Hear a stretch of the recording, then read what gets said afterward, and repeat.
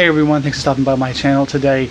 I'm Josh, and today I'm going to be giving a book haul for nonfiction, history, and politics books.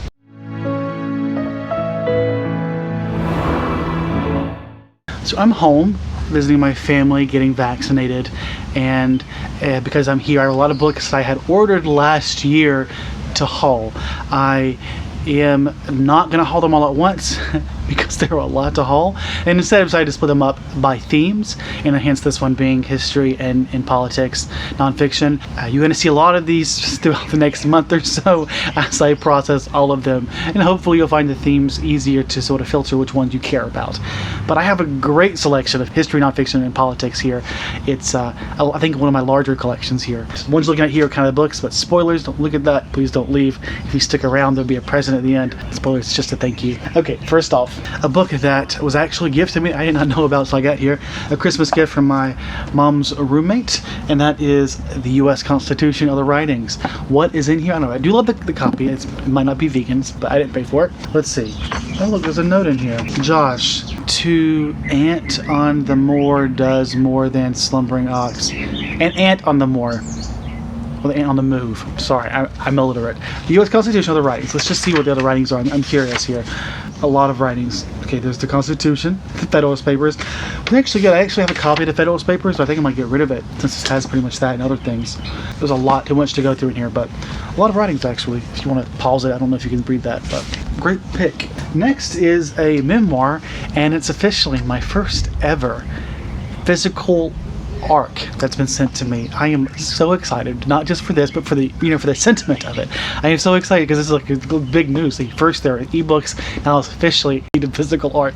It may not be as important as I think it is, but it feels important to me. And that is for Susan Page's newest book, Madam Speaker, Nancy Pelosi and the Lessons of Power. I am intrigued by Nancy Pelosi, and I do look up to her in some ways just because it's objectively speaking, she's accomplished a lot, not just because she's a woman. As Susan Page puts it, even if she was a man, she would have been known as one of the, a very big standing out speaker for everything she managed to get through. And that's because she's really good at what she does.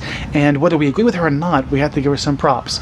Like, I hate Mitch McConnell, but he's good at manipulating the system. I guess isn't a nice comparison to her, but there's still some admiration to be had for how you're able to get politics done. Whether or not it's moral is another question.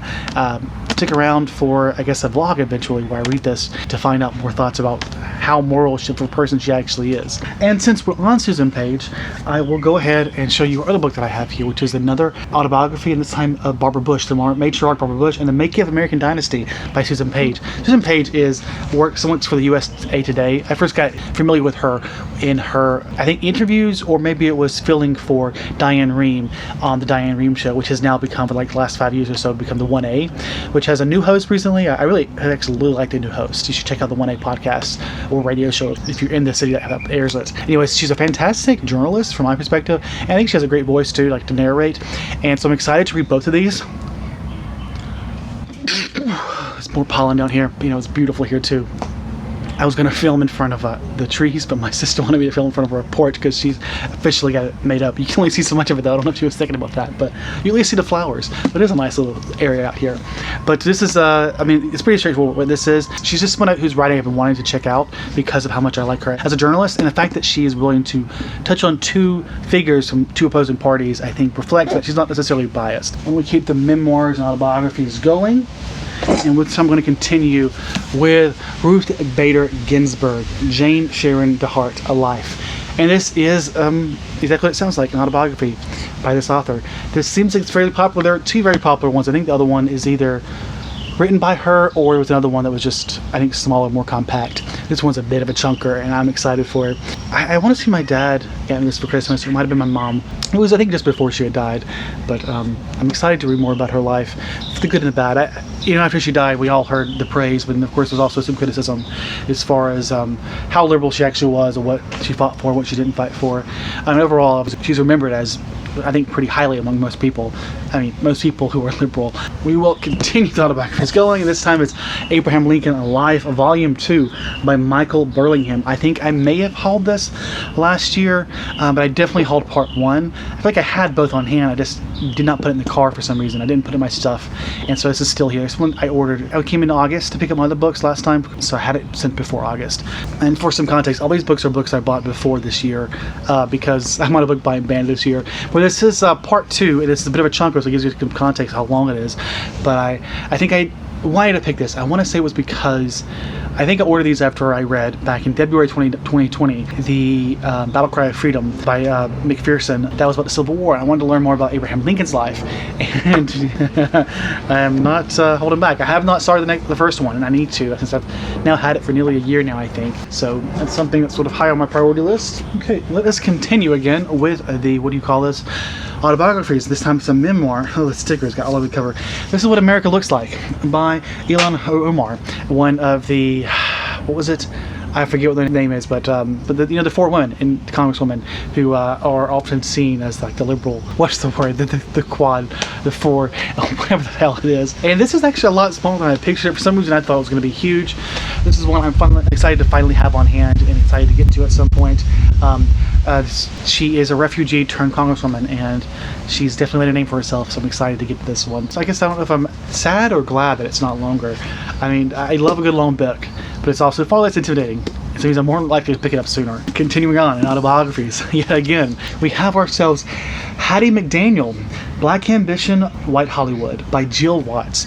And this is about Hattie McDaniel and her life in politics, particularly obviously in a time which was very racist. And I guess it's about acknowledging what this woman has accomplished, while also recognizing the position she had to put herself in to be able to do that. I don't know much more about it other than that. I'm curious what kind of conversation we go on in here. I'm really excited because I loved Jill Watts' newest book, which with that, let's go ahead and move on to the next one. It's not quite an autobiography, but it's sort of an autobiography of this group of people, the Black Cabinet, which I've talked about a great deal at this point.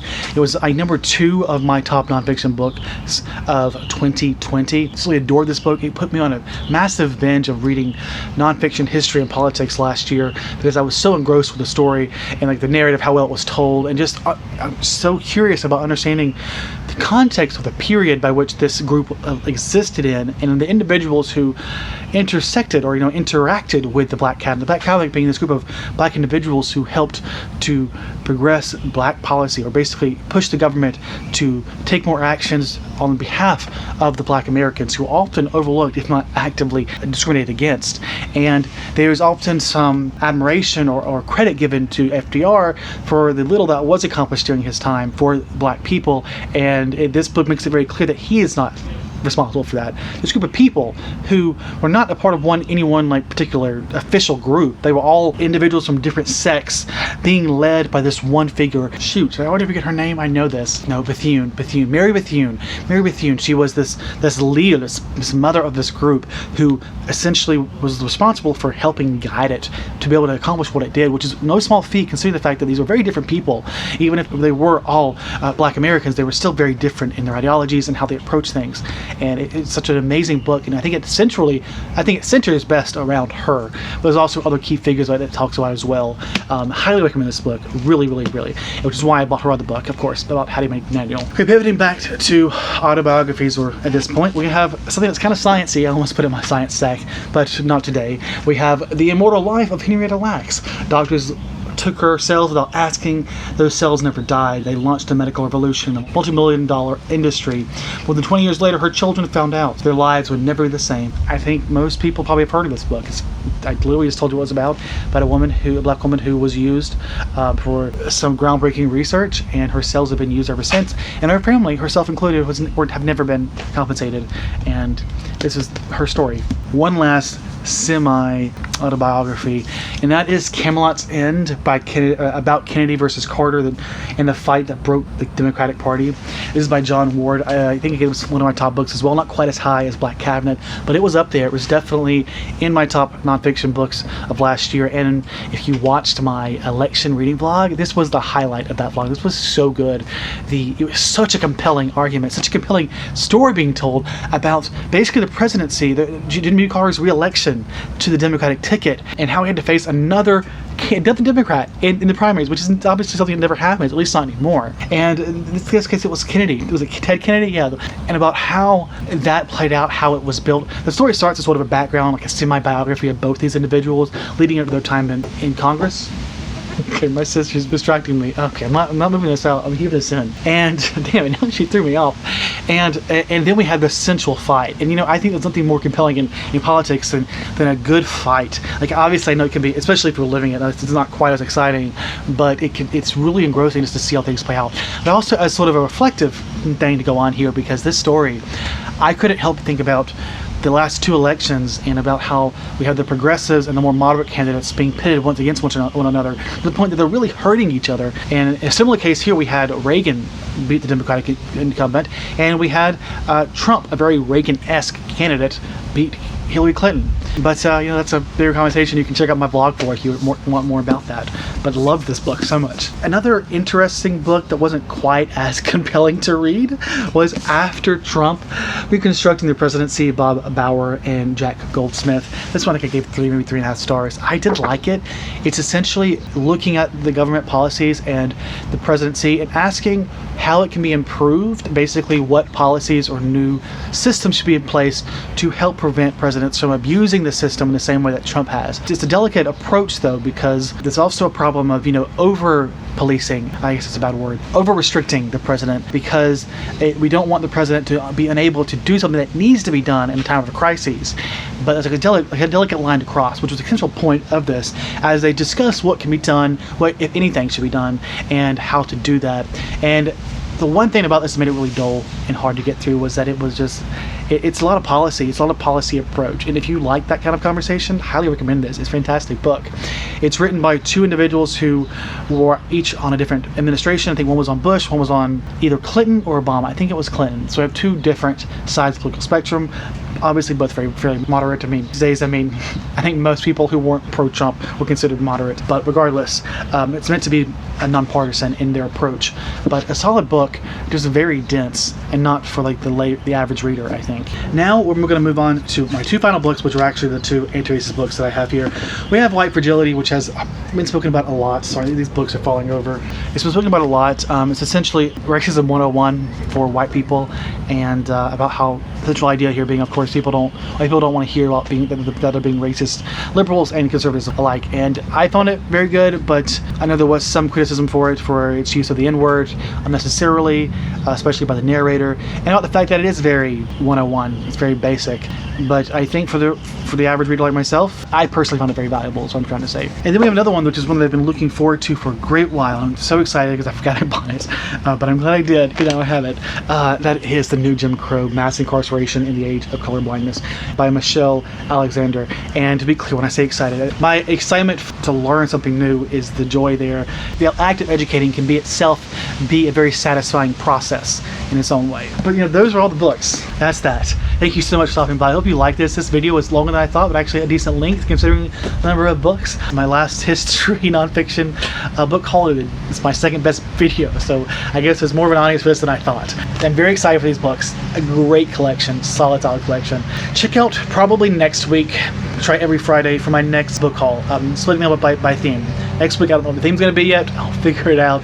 But for now, thanks for stopping by, and thank you if you stuck around, even though the books were here. But as always, have a great day, and goodbye, everyone.